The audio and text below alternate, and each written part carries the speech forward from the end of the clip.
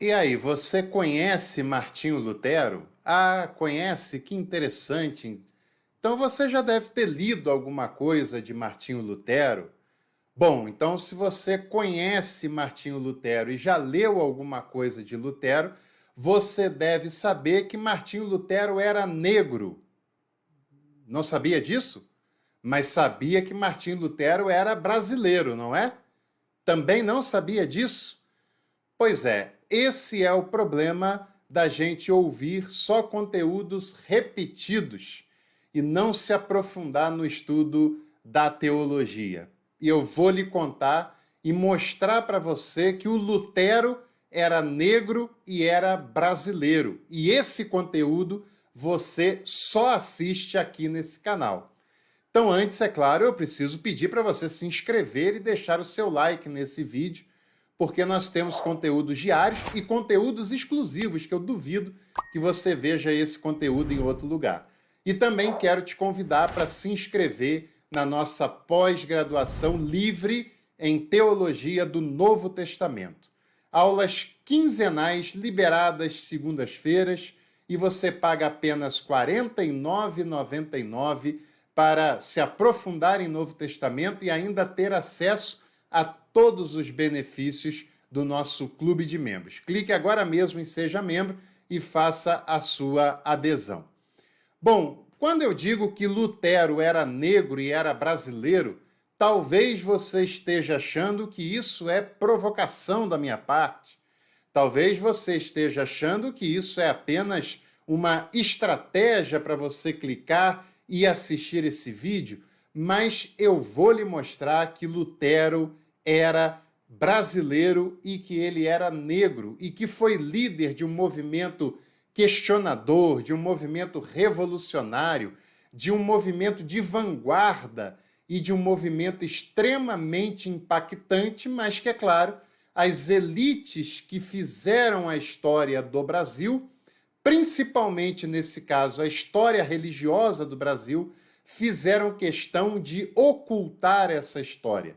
Fizeram questão de apagar essa história de tal maneira que em todo o YouTube esse será, muito provavelmente, o único canal em que você vai encontrar esse conteúdo.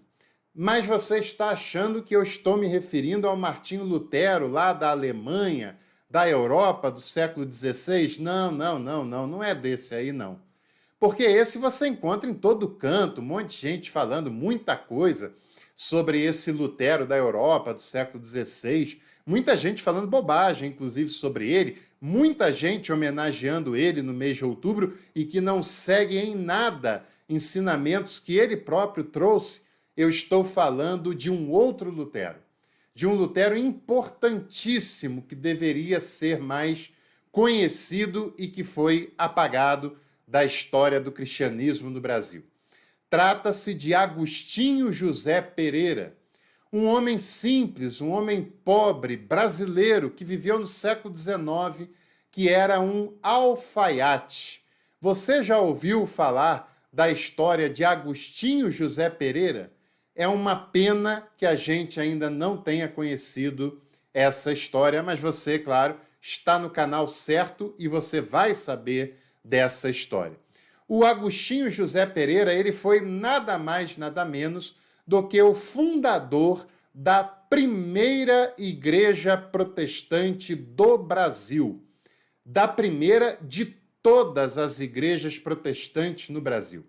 Ele é anterior aos metodistas, anterior à chegada do Simonton, que fundou a igreja presbiteriana, e ele fundou a sua igreja 17 anos antes da igreja fluminense fundada por Robert Calley, que tradicionalmente é considerada a primeira igreja protestante do Brasil.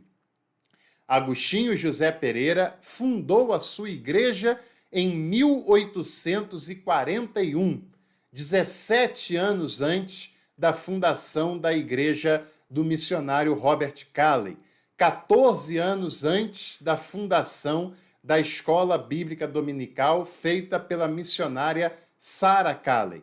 Mas, é claro, você nunca ouviu falar dessa história, porque a história do Brasil sempre preferiu contar os episódios de europeus brancos, de preferência homens, do que as histórias locais de negros, de escravizados ou ex-escravizados que fizeram história, em alguns momentos, como nesse caso, fizeram história até antes desses importados que nós recebemos aqui no Brasil. A igreja de Agostinho José Pereira era uma igreja de negros que, quando questionado pelas autoridades policiais de onde teria vindo os ensinamentos que ele pregava na sua igreja, Agostinho José Pereira disse que a inspiração tinha vindo direto do céu, que a inspiração para os seus ensinamentos tinha vindo diretamente dos evangelhos. E, além disso, nós sabemos muito pouco sobre a história desse homem, mas sabemos que ele foi preso em 1846 na cidade do Recife, em Pernambuco.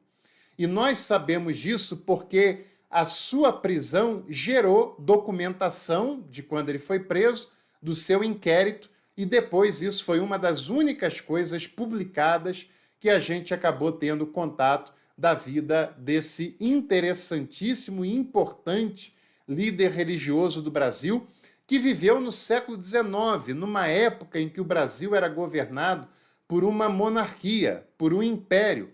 1841 era o primeiro ano do segundo reinado, era o primeiro ano do reinado longo de Dom Pedro II. E você sabe que em toda monarquia o Estado é confessional. E a monarquia brasileira era confessional e a religião oficial era o catolicismo. Então, provavelmente, não é só isso, é claro, já vou falar o motivo alegado, mas provavelmente também essa questão religiosa foi um dos ingredientes que levou à prisão de Agostinho José Pereira no Recife em 1846. Ele foi solto pouco tempo depois por um habeas corpus conseguido pelo advogado que lutava pela causa dos negros e dos escravizados do Brasil, que nesse período a escravidão ainda era legalizada aqui no país, que foi um homem chamado Borges da Fonseca, que era um lutador por essas questões sociais, principalmente em favor dos negros.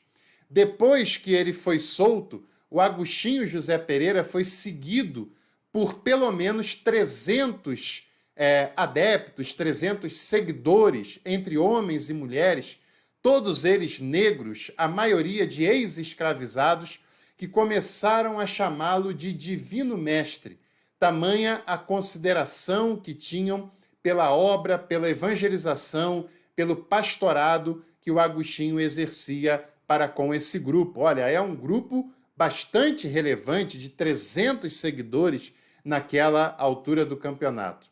Esse Agostinho José Pereira, ele era um negro letrado, um negro que sabia ler, que sabia escrever, que pregava a liberdade, que aplicava os valores dos evangelhos às causas sociais dos negros que viviam no Brasil naquela época, e, é claro, era um homem contrário, já em 1841, contrário à escravidão, e todo mundo, claro, tem que ser contrário à escravidão, e ele já era contrário, era um lutador contra a escravidão já em 1841, 50 anos aproximadamente, quase 50 anos antes da abolição oficial da escravatura aqui no Brasil. Você sabe que o Brasil foi o último país das Américas a fazer a abolição da escravatura. A gente sabe também que o Agostinho José Pereira participou da Confederação do Equador em 1824,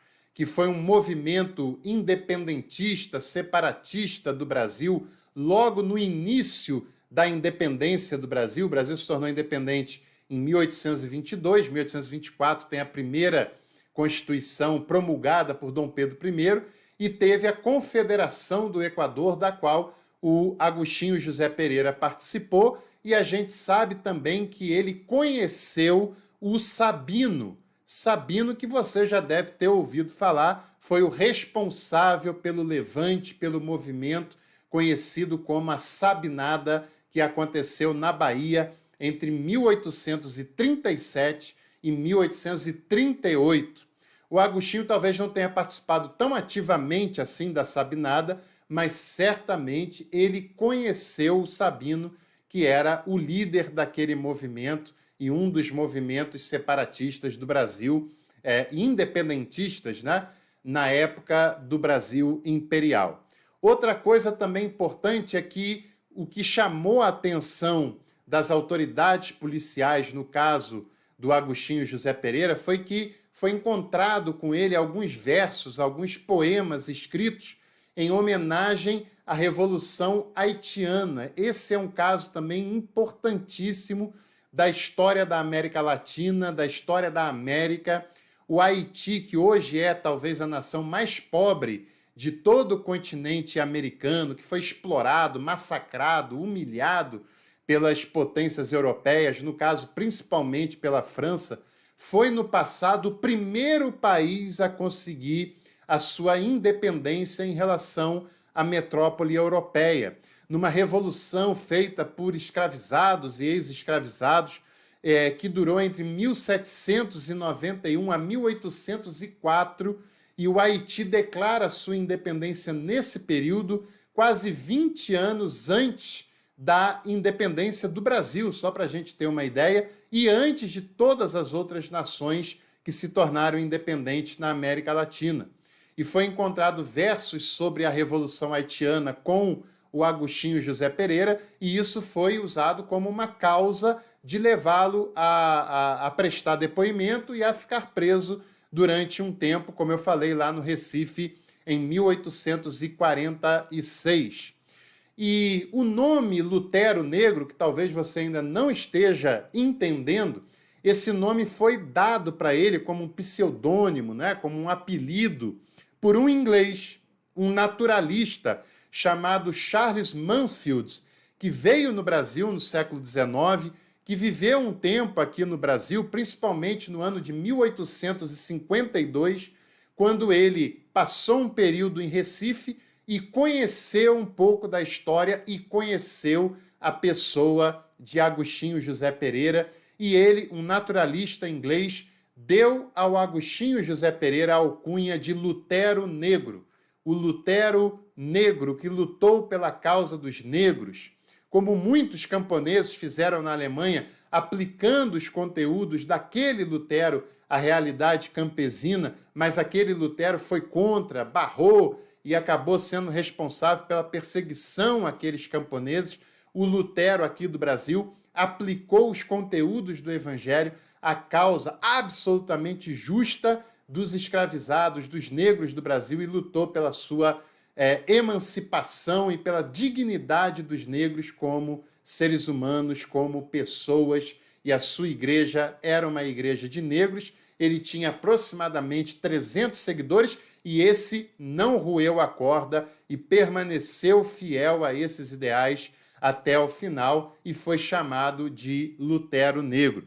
Em 1853, ele acabou ainda inspirando um outro líder negro no Recife, só que era um líder negro que era muçulmano, né, que seguia a fé islâmica, chamado Rufino José Maria, e a gente sabe muito pouco, além do que eu falei, do Agostinho José Pereira. Não sabe muito bem quando ele nasceu, não sabe bem o ano em que ele morreu, provavelmente foi na década de 50 do século XIX. Agora, o que nós sabemos é que esse cara foi esquecido propositadamente pela história brasileira, pela história da religiosidade brasileira, mas é um cara impressionante, impactante, um testemunho absolutamente marcante que deveria ser resgatado, e esse canal tem o compromisso também de resgatar personagens que foram esquecidos, marginalizados pela história oficial da religião e das igrejas no Brasil, como Frida Wingren, como William Seymour, como também esse camarada chamado Agostinho José Pereira, o Lutero brasileiro, o Lutero Negro. E se você gostou desse vídeo, se você gostou desse conteúdo, Não se esqueça de curtir, não se esqueça de compartilhar com outros contatos e, é claro, venha estudar com a gente. Escolha ali o plano Café Master, só R$ 49,99 e você tem acesso às aulas da pós-graduação livre em Teologia do Novo Testamento e do curso livre de Teologia, além do grupo de estudo e também do Clube do Livro. É muita vantagem para pouco investimento. Participe com a gente e se você deseja que a gente faça outros conteúdos de história da igreja no Brasil, como esse, mas de história que a maioria não conta, ou quase ninguém conta. Se você acha legal essa ideia, escreva aqui embaixo nos comentários História do Cristianismo no Brasil. Se a gente tiver uma aprovação considerável, eu vou entender que você quer mais conteúdos como esse. Um abraço e até o próximo Café com Teologia aqui nesse canal.